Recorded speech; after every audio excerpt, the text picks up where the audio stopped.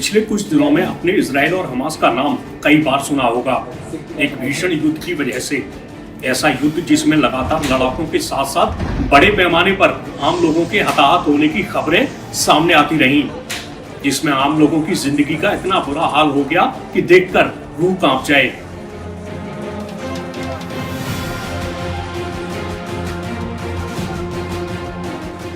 बहुत से लोग राहत शिविरों में रहने को मजबूर हो गए। पीने की पानी की भारी किल्लत हो गई, बीमारियां तेजी से फैलने लगी और दवाओं का मिलना भी मुश्किल हो गया।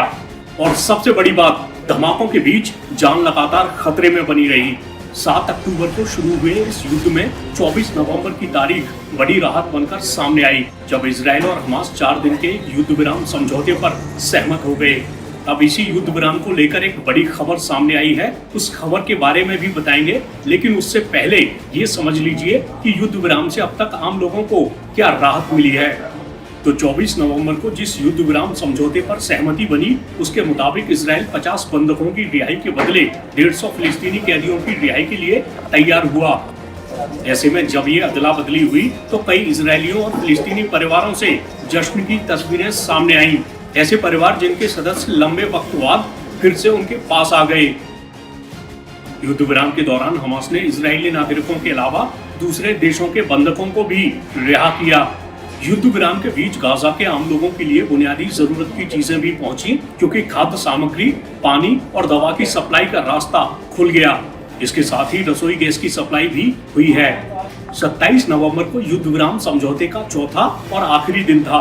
इसी बीच समझौता कराने में बड़ी भूमिका निभाने वाले कतर ने ऐलान किया कि इजराइल और हमास युद्ध विराम समझौते को 2 और दिन बढ़ाने पर सहमत हो गए हैं। मतलब अब और बंधकों और फिलिस्तीनी कैदियों की अदला बदली की उम्मीदें बढ़ गई हैं।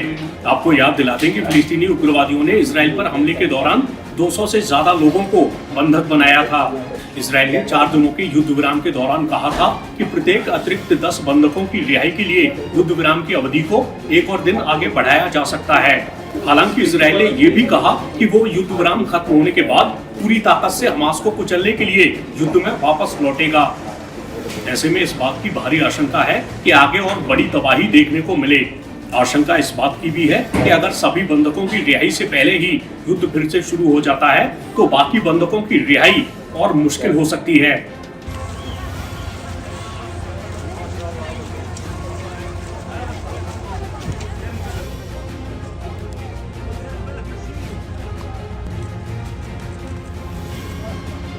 القصف شغال ليل مع نهار، بيوت تهدمت، المعيشة صعبة،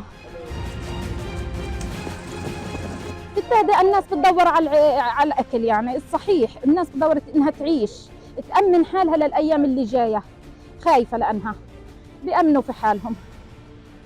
زي هيك. إما تقول فيه يعني إنه نفسية البني آدم متريحة، لا مش متريحة، إحنا مش متريحين يعني بالمرة. إيش اللي خلاكم تطلعوا؟ أنا اللي خلاني أطلع الصحيح خايفة على الباقيين، أنا ابني استشهد وهو رايح يشتغل في الشفا، عامل نظافة ابني، وبقول يعني معي اللي واحد راح له الحمد لله. بالنسبة للناس وضعها صعب في الشمال، عن جد وضع الشمال صعب كثير معيشته.